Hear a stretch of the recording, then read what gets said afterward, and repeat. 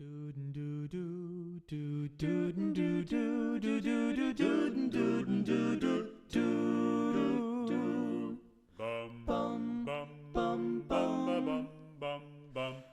I get older, losing my hair, many years from now, will you still be sending me a Valentine? Good afternoon. My name is John Lutz. I'm with Elder Services of Berkshire County, and this is Berkshire Senior TV. Today we're going to talk about elder abuse, being aware of it, how to prevent it, how to recognize it. June is Elder Abuse Awareness Month, and June 15th is World Elder Abuse Awareness Day. And with us today are the folks from Berkshire Elder Protective Services, and I'll let them introduce themselves.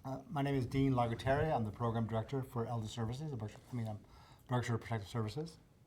My name is Mary O'Brien. I'm the Berkshire County Supervisor for Protective Services. So Dean, let me just start with, and let me welcome you. I know you're still relatively new in your position in Berkshire County, but you've been with Protective Services over in the Pioneer Valley, and you're a Berkshire County native, so great opportunity for you to come back home. Why don't we start with a little bit about what is elder abuse? Elder abuse is, want to help me out a little bit? So what we do, we get reports of concern for concerns of elders who are either fall victim to caregiver neglect, some self-neglect, physical abuse, sexual abuse, financial exploitation. So there's all sorts of other issues. Sometimes issues overlap, but that's the basics of why we get reports. People are concerned that an elder in Berkshire County is either being exploited or not cared for properly or mistreated in some way. And that includes things like physical abuse, it might be emotional abuse, it could sometimes be sexual abuse, financial exploitation, that includes neglect and self-neglect as well. Now, and I'm sure a lot of people are thinking, oh, well, this is, there's child abuse, there's elder abuse, but there's some important distinctions between those two circumstances. So what makes elder abuse stand out, and how is it different maybe than what people might be thinking as far as maybe comparing it to child abuse? Well, one of the primary things that elders are always presumed to have the ability to make their own choices and their own decisions. Whereas children, they're presumed to not be competent because they're minors. So we have to really approach it from that standpoint, that we're dealing with people who are making choices about their own life and how they want to live them. So in terms of us intervening or investigating something, that really plays a big part in it. And where do calls come from the most? Where are the kinds of places where calls come into you? Where are they coming from? Well, all sorts of places. Anyone can file a report. There are mandated reporters too, visiting nurse associations, hospitals, nursing homes. If people are leaving nursing homes prematurely or not accepting services leaving the hospital. We get reports from Elder Services of Berkshire County because they have folks in and out of homes. But we do get reports, police, firefighters, EMTs, right down to neighbors, hairdressers. If the word is out there and there's something concerning, people are aware that we're here. So. And you use the phrase mandated reporter. Maybe help people understand what that means so that they understand, like if they come into action with someone, they might understand what they're obligated to do. Right. So a mandated reporter could be, it's a professional who, a nurse, a doctor, licensed social workers, directors of agencies. So if you have a professional role within our system and you suspect it or see it or hear something, you are required by law to file a report. And this is the old circumstance where someone may come to you and maybe know that you work in the elder world or whatever and say, well, if I tell you something, can you promise me you won't tell anyone? And it's one of those, well, no, we all of us would be mandated reporters and say, no, exactly. if you tell us something that we believe is indicating elder abuse, then we are obligated professionally to do something about it. Exactly, and we tell elders that we come in contact with too. If a report comes in on financial exploitation or physical abuse, we let them know early on in that interview that we are mandated reporters, and depending what information they might share with us, we would be required by law to refer it to the district attorney's office. Now, you also mentioned when you guys were talking the phrase self-neglect. Could you talk about that a little bit, about what that means? Well, that basically means if somebody is living in their home and they're really unable to meet one or more really essential needs, whether it be medications in the home, food in the home, able to manage their finances, and there's nobody really there to help them, assist with them, no caregiver, we would consider that self-neglect. And it would have to be to the point where there would be serious harm that would be a result of the failure to meet one of these needs. Go ahead. Yeah, just on the self-neglect thing. And one other issue is some elders don't know what's available for services. So it might not be extremely high risk, but we go out and we say, well, there is these programs, stay home care or whatever. So our involvement in those cases is sometimes pretty minimal. It's a referral and we're done. So I'm a involved citizen. My neighbor is elderly. I'm concerned about their well-being for whatever reason, and I want to do something about it. What steps do I take? Well, I mean, I would say it really depends on what we're talking about. If it's a really serious concern, you could always call a report in, tell the services, or you could call, speak to Mary or myself to consult about it. But if it's just a matter of, like a low-grade sort of concern, you could always contact you people over at Elder Services Berkshire County for services, have somebody come out and speak to them. It would really depend on what we're talking about in terms of what those concerns are and how they can intervene. Also, trying to keep your friend or your loved one, active in the community, going to visit them on a regular basis, it really can be that first step in terms of alleviating a lot of elder abuse. Because a lot of times we see elders who are, isolated in their homes, they have no real contact with other people, and that's where a lot of abuse starts. And self-neglect, too. Right. But if people are thinking they have a concern, if they're going to make the call, it can't just be they live alone. We can't do a lot with they live Right. alone, and I don't see people visiting that often. I mean, it might be a concern, but so if you were going to think as a concerned neighbor or citizen, at least have as much information as you can in terms of their age, in terms of what kind of behaviors you see, how are they presenting, are their clothes clean, are they dressed appropriately for the weather. So if you're really wanting someone to look into it, we have to have some of those details. So as you said, it can't just be a concern for someone who maybe isn't being visited enough or isn't.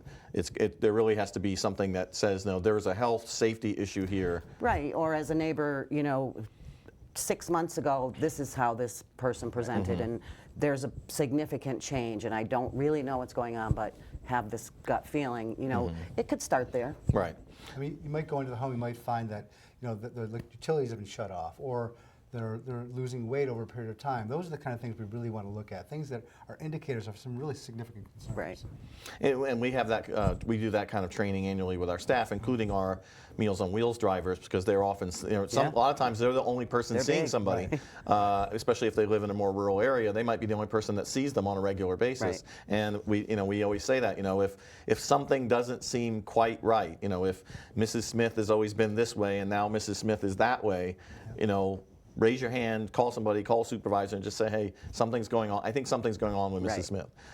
Smith. We tell people, to use their intuition, that if something seems amiss, then it probably is, and you've seen that person regularly. And I will stress, though, that really is an important thing, is that they can call us at the office, and they don't have to give us the elder's name. They can just do it as a kind of a blind, without consult, without telling us who they are, if they just want to talk it over. So if they're concerned about a neighbor, they could call and say, listen, I'm just trying to be a good citizen. Right. How concerned should I be, type of thing. Yeah, Exactly. so we could have examples of what's making them feel like something's different or something's alarming, and tweak it out and figure out, or can you look and find out this? Can you? So when someone, whether it be a mandated reporter or a citizen, makes a report, can you walk through kind of like what's the chain of events that happens from that point forward? Well, the first thing they do is when they call and make a report, they'll speak to an intake worker. The intake worker will gather all sorts of demographics about who we're talking about, what those concerns are, specifics, and then it'll come to Mary or myself, and we'll look at the report. We'll read it through and make sure it kind of meets that standard that we would want to investigate something. So the case will be screened in, which means we'll put it into our system and assign it to an investigator. And the first step, the investigator will go out, speak with the elder, have a conversation with about what those concerns are. That's really the With first the step. elder. With the elder. You know, the first thing we want to do is reach out to that elder, speak to them, find out what they think the concerns are, and try to get their agreement that they want our involvement. And once we speak to them, we'll start the investigation. We'll contact various people, maybe their doctor, maybe their friends or family, to find out what's going on for them in their life and how we can best help to alleviate it. But again, you're working with adults, Right. and they have the right to not agree. Correct. As of right now, our clients have the right to not participate in the investigation or the assessment. We'll continue to try to find out what's going on. Despite their lack of interest in working with us, but we'll be very careful about who we speak to or what kind of information we're going to gather at that point. But most of the time, people do kind of go along with us and they agree to work with us. And then once we kind of determine what's happening, and after speaking to various people, we kind of come up with a plan with the elder, again, working with the person, because they're driving the bus here in this whole situation. Try to figure out what best we can do to fix this. And what happens to me? What information do I get if I made the report? Does anything ever come back? Do I ever get any information about, what happened with Mrs. Smith? Right. Well, it depends. Because once we start the assessment, like Dean said, we will continue it whether the elder participates or not. But we wouldn't necessarily, like if you were reporting as a neighbor or a community member, not necessarily. Okay. If we got the elder to engage with us and got consent, then yeah. Mandated reporters, we do contact. We contact always before we would screen out a report. If we screen it in, they get a letter stating that we did and sort of describing what will happen. Then they get a call from the assigned protective worker. This is my name. I'm going to be, following up on this if you have any more information. And then they get notified of the outcome. But if not mandated reporters, again, the elder sort of takes the lead with that. Okay. And you mentioned that some cases get screened out. Right. Right. Well, because it has to meet certain protocol. Okay. Like I said earlier, if you're going to call, the more information you have, the better. Because I'm concerned about my neighbor. That doesn't give me a right to send someone into their house. Right. So if we don't have enough information, we would have to screen it out. Maybe ask that you pay attention and come bring us back more information. If it's something we've just recently investigated, we might screen it out because we've already offered, because it's part of the an continuing intervention. Yeah. So it has to fit within the protocols of our program. Now I know we, Elder Services of Berkshire County and Berkshire Elder Protective Services share a lot of cases, quote unquote. We might have someone in our home care program that's also involved with protective services. How does that work from your side? What are our obligations, and what are your obligations to us, and what are our obligations to you? So people can understand, like, the fact that we could both be involved with the same person at the same time. Right. Well, a lot of those cases are self-neglect, or caregiver neglect if the caregiver's not able to keep the elder safe. But so we're a different agency technically, but we sort of are under the same umbrella in terms of those elders. So we do share information. I mean, again, we're careful. If we have some financial exploitation information and some home care need issues, we might not share all the other information. Right. If there are safety concerns, of course we would, because you have vendors going in. So it's sort of dependent on the situation and what the risk situation is. But we communicate, as you know, pretty much daily. Right.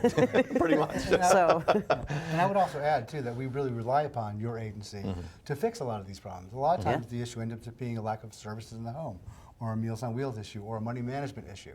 So we refer a lot of the interventions to you. Yeah, and then we kind of keep it, gauge progress and that kind of thing. right, and then often. so we decide with you guys when it's appropriate for us to pull out and not be involved. Now, you mentioned circumstances that could involve caregiver neglect. Now that, if I'm a person and I'm the caregiver, it seems like it's kind of a proactive or an affirmative thing, but I think, and maybe you can talk about, sometimes the caregiver is just not capable of caring because they're often an elder themselves. Exactly, and they have their own health issues. They've managed for years to get by together, And you know, sometimes they just don't realize they're not really meeting needs, and other times they're too proud to say, I can't take care of my husband or wife. And so those are a lot of reports that do come from us, from neighbors or family members who live out of the area, who just call and say, you know, I don't think, you know, here's what's up with my mom and here's what my dad needs. Right. So a lot of neglecting those, themselves to Exactly. because they're trying to care for the other. Exactly. And it's such a draining experience. Yeah. What about you know, you have all of Berkshire County. That's a pretty large geographic territory. A lot of small towns, a lot of isolated areas. How does the particular geography of Berkshire County how do you see that playing into Elder Protective Services? I think it really makes, sometimes it can be a barrier to actually intervening and actually looking into and assessing what's going on with some of these people. We have clients way up in Peru, we have people all the way down in Great Barrington or even further south. And we're talking, you know, hour and a half apart in terms of clients. So in terms of actually going out and visiting our clients on a regular basis, assessing what they need, can be very difficult for, you know, our workers to actually see them in a timely fashion on a regular basis. Right. And Mary could also talk about more in terms of how difficult the access is. And Well, there's several, you know, as John knows too. We can determine someone needs some help in the home, and then we have to find a body that can actually go and give them the help. So being such a rural area, particularly farther north and south, that's a major barrier. Transportation is a barrier. You know, it's great, they should go to the senior center, but you know, or they should go here.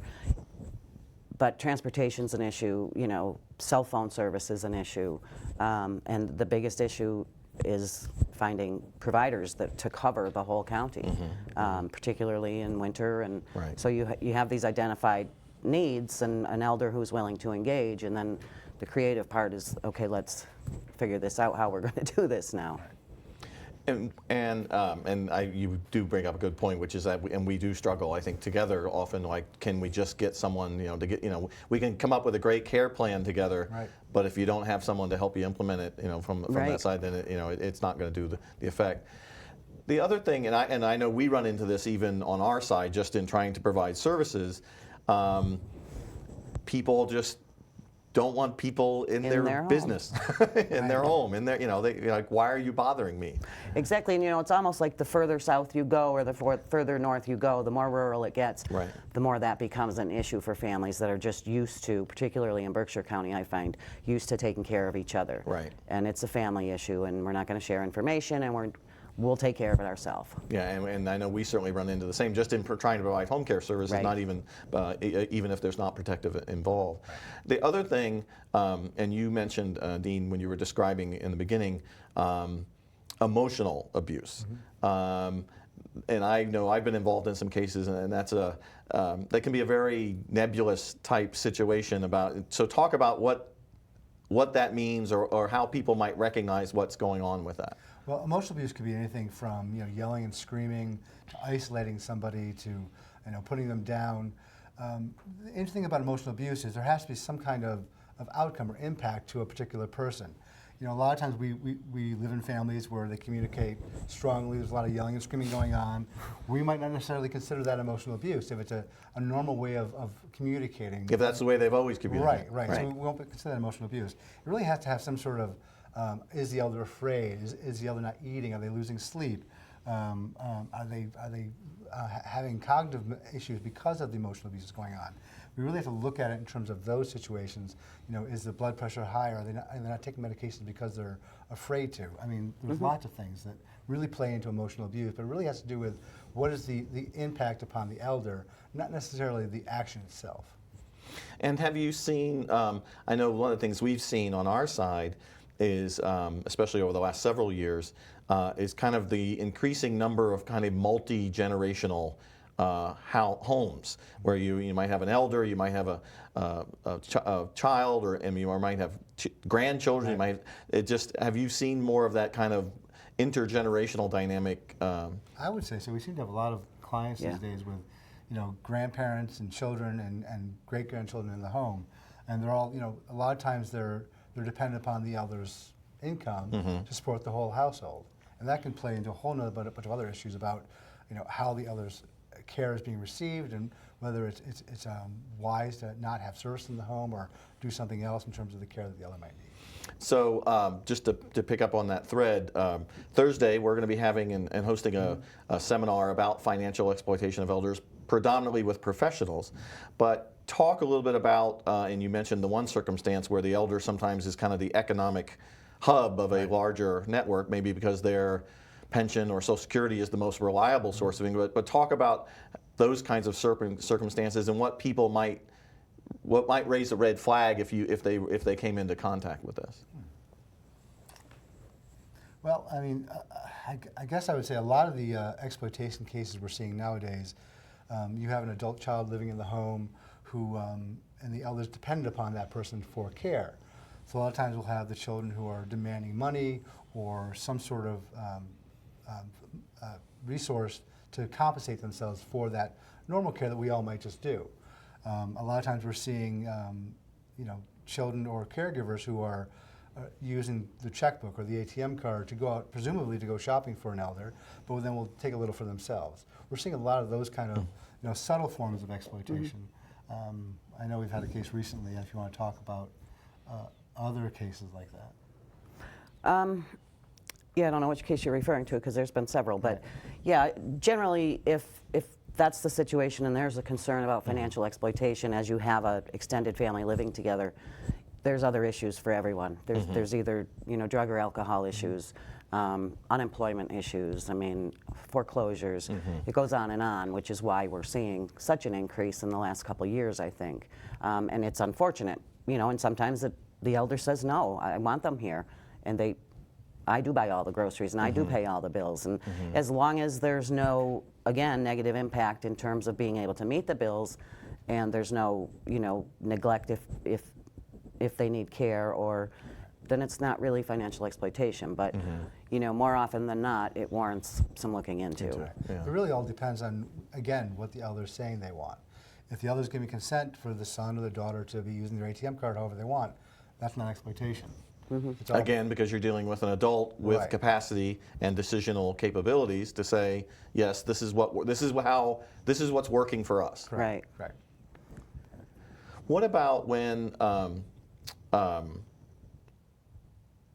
elder's, and I know that we've had some cases where we've shared, where there is decisional capacity, there is, all the things are there, but yet you have an egregious situation that's either not safe or unhealthy. What can be done, if anything, to try and intervene in that case? I mean, is there a point where it's just we have to let the circumstances go where they're going to go?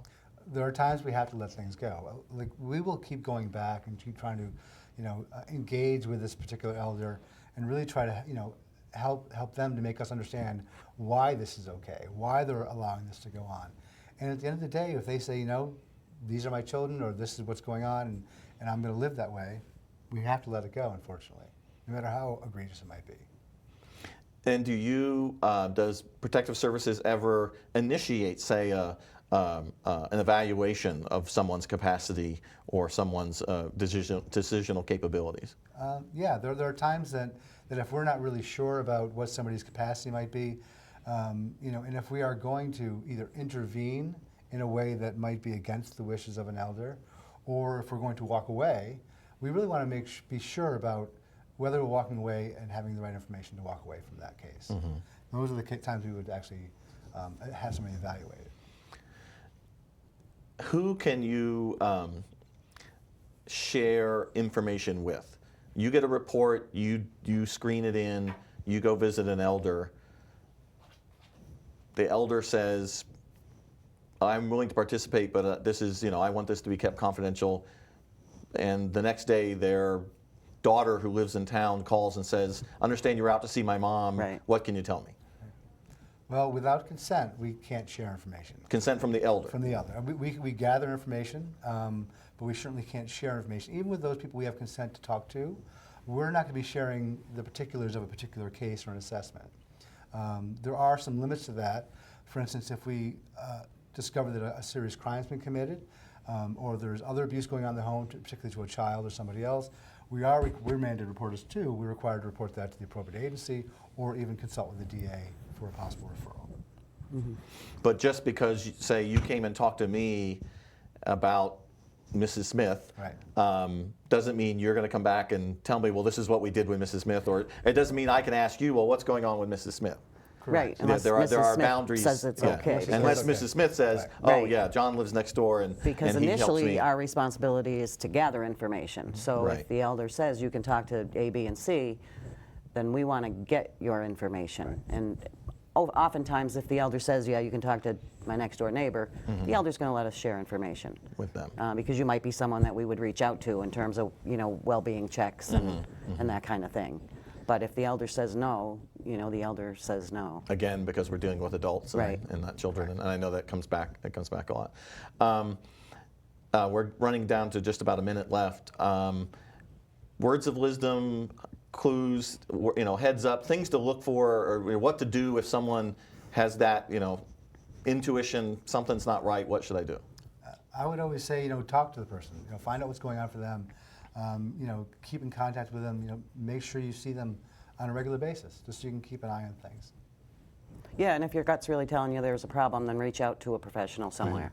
Listen to your intuition, Right. and because it's probably, and that's what we tell our drivers is that if something sensing doesn't it. feel right, then it probably, there's probably something there because you've been seeing this person on a regular basis. Right. And again, like I said, in those cases, often the only person. So, well, I want to thank both of you for taking the time to come. We always enjoy having you. We always have you in June for World Elder Abuse Awareness Month and Day. But it's always a pleasure, and it's great to work with you guys. And I know everyone's thrilled to have a Berkshire County native here as the new regional director, and especially since you moved back. So, Yeah, thank you very welcome, much. and thank you for coming. Thank you. Thanks. I've been out till 2:45. Would you lock the door? Will you still need me? Will you still feed me when I'm 64? Dum dum dum dum dum doo dum dum dum dum dum dum dum dum doo dum dum dum. You'll be older too.